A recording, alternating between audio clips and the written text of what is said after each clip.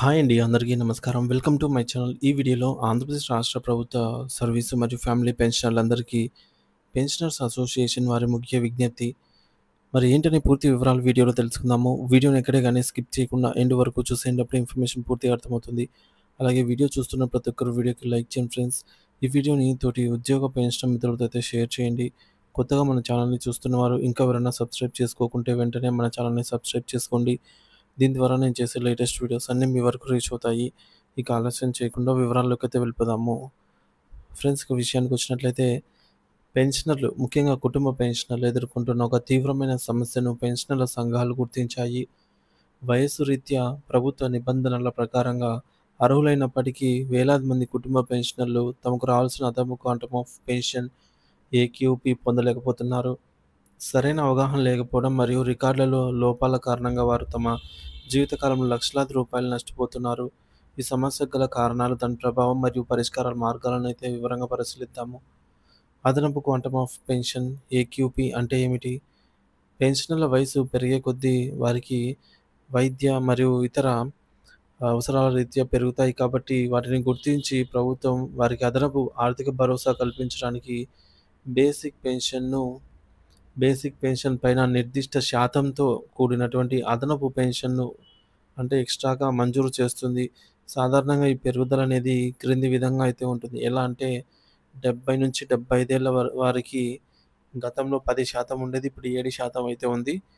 అలాగే 75 సంవత్సరాలు పైబడి 80 సంవత్సరాల వారికి 12%, 80 సంవత్సరాలు పైబడిన వారికి 20%, అలాగే 85 సంవత్సరాలు పైబడిన వారికి 25%, 90 సంవత్సరాలు పైబడిన వారికి 30%, 95 సంవత్సరాలు పైబడిన వారికి 35%, అలాగే 100 సంవత్సరాలు పైబడిన వారికి గరిష్టంగా 50% అయితే అదనపు పెన్షన్‌ను మంజూరు చేస్తారు. సో, ఈ పెన్షను మన బేసిక్ పే రూ. 10,000 అనుకున్నట్లయితే బేసిక్ పెన్షను వయస్సు 100 సంవత్సరాలు 101 సంవత్సరం వయసు అనుకుంటే ఇతనికి మరొక 5,000 ఎక్స్‌ట్రా అంటే 50%తో మరొక 5,000 ఎక్స్‌ట్రాగా మొత్తం కలిపి రూ. 15,000 పెన్షన్ రావడం జరుగుతుంది. సో, దీనికి డీఆర్ వస్తుంది. ప్లస్ దీనికి డీఆర్ వస్తుంది. సో, డీఆర్ మొత్తం 15,000 మీద డీఆర్ అనేది వర్తిస్తుందనమాట. డీఆర్‌నెస్ రిలీఫ్. సో, ఈ విధంగా ఒక పెన్షనర్ బేసిక్ పే 10,000 అయితే వారికి 75 ఏళ్ళు నిండిన తర్వాత అదనంగా రూ.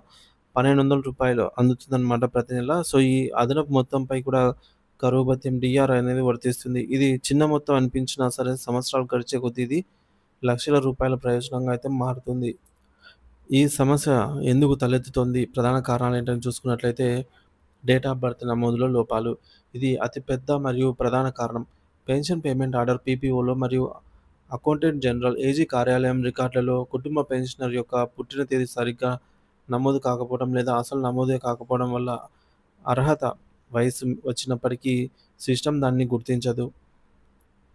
సో, ఈ విధంగా మెయిన్ డేట్ ఆఫ్ బర్త్ దగ్గరనే ఇష్యూ అయితే అవుతుందండి. ఇక అవగాహన లోపం. చాలామంది కుటుంబ పెన్షనర్స్ వీరిలో ఎక్కువ మంది వృద్ధ మహిళలే ఉంటున్నారు. ఇలాంటి అదనపు పెన్షన్ ఒకటి ఉంటుందని కూడా వారికి తెలీదు. తమకు వస్తున్న సాధారణ పెన్షన్ మాత్రమే తమకు రావాల్సిన మొత్తం అని భావిస్తుంటారు. వారి పిల్లలకు కూడా ఈ విషయంపై అవగాహన లేకపోవడం లేదా వారు దూర ప్రాంతాల్లో ఉద్యోగాలు చేస్తూ ఉండడం, లేదంటే తల్లిదండ్రుల పెన్షన్ విషయాలను వారు పట్టించుకోకపోవడమో, దగ్గర ఉండి కూడా వారు పెన్షన్ విషయాలను పట్టించుకోకపోవడం మరో కారణమో ఉండవచ్చు.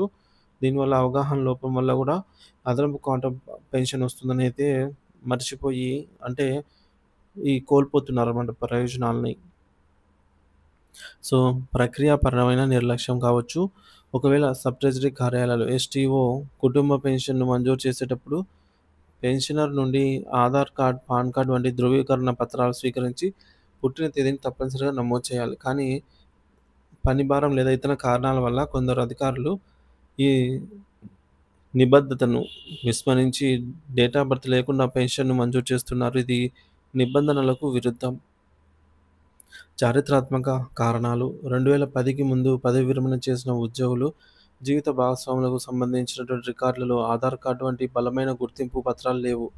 సో, 2010కి ముందు అప్పుడు ఆధార్ లేదు కాబట్టి, ఆ సమయంలో పెన్షన్ ప్రపోజల్స్ వ పెట్టినప్పుడు సో, అందులో డేట్ ఆఫ్ బర్త్ కాలమ్‌ను ఖాళీగా వదిలేసేవారనమాట. దీనివల్ల గూడా ఈ సమస్య అయితే మరింత జటిలమైంది. ఇక డేట్ ఆఫ్ బర్త్ లేకపోతే అదనపు పెన్షన్ మంజూరు కాదు కాబట్టి, వారికి ఆ విధంగా అదనపు పెన్షన్ రావటం లేదు. ఇక సమస్య తీవ్రత మరియు ఆర్థిక నష్టము. ఈ సమస్య సర్వీస్ పెన్షనర్ల కంటే కుటుంబ పెన్షనర్‌లోనే ఎక్కువగా ఉంది. ఎందుకంటే సర్వీస్ పెన్షనర్లు పుట్టిన తేదీ వారి యొక్క సర్వీస్ రికార్డులలో స్పష్టంగా నమోదై ఉంటుంది. కానీ కుటుంబ పెన్షనర్ల విషయంలో ఇది తరచుగా విస్మరించబడుతుంది.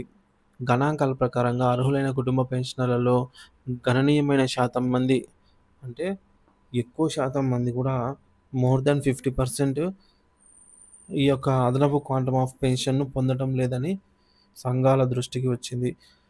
దీనివల్ల ఈ యొక్క పెన్షనర్స్ ఎవరైతే ఉన్నారో వారు ప్రతి నెల నష్టపోవడమే కాకుండా వారి జీవితంలో పొందాల్సిన లక్షలాది రూపాయల ప్రయోజనాలను కూడా దీనివల్ల కోల్పోతున్నారు. సమస్య పరిష్కార మార్గాలు ఏం చేయాలి అంటే ఈ సమస్యకు పరిష్కారం ఉంది. కానీ దానికి కొంత చొరవ అవసరము. కుటుంబ పెన్షనర్లు మరియు వారి పిల్లల బాధ్యత. రికార్డులను తనిఖీ చేయండి. మీ పెన్షన్ పేమెంట్ ఆర్డర్ పీపీఓలో మీ పుట్టిన తేదీ సరిగ్గా నమోదై ఉందో లేదని తనిఖీ చేసుకోండి. ధృవపత్రాలను సిద్ధం చేసుకోండి. ఒకవేళ లేనట్లయితే పుట్టిన తేదీ లేకపోతే లేదా తప్పుగా ఉంటే దాన్ని సరిచేయమని లేదంటే ఎంటర్ చేయమని అవసరమైన డాక్యుమెంట్స్ అయినటువంటి ఆధార్ కావచ్చు, పాన్ కార్డ్ కావచ్చు, ఓటర్ ఐడీ కావచ్చు, అట్లాగే పాఠశాల రికార్డు కావచ్చు, లేదంటే ఇతర ప్రభుత్వ గుర్తింపు పత్రాలు ఏవైనా సరే సిద్ధం చేసుకోండి. అధికారులను సంప్రదించండి. అవసరమైన పత్రాలతో మీ సంబంధిత సబ్ ట్రెజరీ కార్యాలయాన్ని సంప్రదించి పుట్టిన తేదీ నమోదు లేదా సరిచేయమని దరఖాస్తు చేసుకోండి. సంఘాల సహాయం తీసుకోండి. ఈ ప్రక్రియపై అవగాహన లేకపోతే మీ ప్రాంతంలోని పెన్షనర్ల సంఘం నాయకులను సంప్రదించి వారికి వారికి మీకు వారు మీకు మార్గనిర్దేశం చేసి సహాయం అందిస్తారు. ఇక రెండోది పెన్షనర్ల సంఘాల పాత్ర. అవగాహన కల్పించడం. తమ పరిధిలోని కుటుంబ పెన్షనర్లకు ఏక్యూపీ గురించి అవగాహన కల్పించేందుకు సమావేశాలు, కరపత్రాల ద్వారా ప్రచారం చేయాలి. సమాచార సేకరణ. తమ సబ్ ట్రెజరీ పరిధిలోని కుటుంబ పెన్షనర్ల జాబితాను సేకరించి ఎవరికి ఏక్యూపీ రావటం లేదో గుర్తించాలి. ప్రభుత్వంపై ఒత్తిడి. ఈ సమస్యను రాష్ట్ర స్థాయి అధికారులు అనగా directorate of director of treasuries and accounts DTA గారి దృష్టికి తీసుకెళ్లి అన్ని సబ్ ట్రెజరీ కార్యాలయాలకు పుట్టిన తేదీని తప్పనిసరిగా నమోదు చేయాలని స్పష్టమైన ఆదేశాలు, సర్క్యులర్ జారీ చేయించేలాగా ఒత్తిడి తీసుకురావాలి. మీ హక్కును నిర్లక్ష్యం చేయవద్దు. టెక్నాలజీ ఇంతగా అభివృద్ధి చెందినటువంటి ఈ యుగంలో కూడా పుట్టిన తేదీ వంటి చిన్న చిన్న సమాచారం లేకపోవడం వల్ల వృద్ధాప్యంలో ఉన్న పెన్షనర్లు ఆర్థికంగా నష్టపోవడం అత్యంత విచారకరం. వచ్చే పెన్షన్ చాలులే అని అనుకోవడం లేదా ఈ వయసులో ఆఫీసుల చుట్టూ ఎవరు తిరుగుతారని నిరాశ చెందడం సరైనది కాదు. ఇది మీ యొక్క హక్కు. కాబట్టి ప్రతి కుటుంబ పెన్షనరు మరియు వారి పిల్లలు ఈ విషయంపై తక్షణమే దృష్టి సారించాలి. మీ రికార్డులను సరిచూసుకొని అవసరమైన చర్యలు తీసుకొని మీకు రావాల్సినటువంటి అదనపు పెన్షన్‌ను పొందండి. రాష్ట్ర పెన్షన్ సంఘాలు కూడా ఈ సమస్యపై ఒక ఉద్యమంగా తీసుకొని అర్హులైన ప్రతి ఒక్కరికి న్యాయం జరిగేలాగా చూడాలనైతే విజ్ఞప్తి.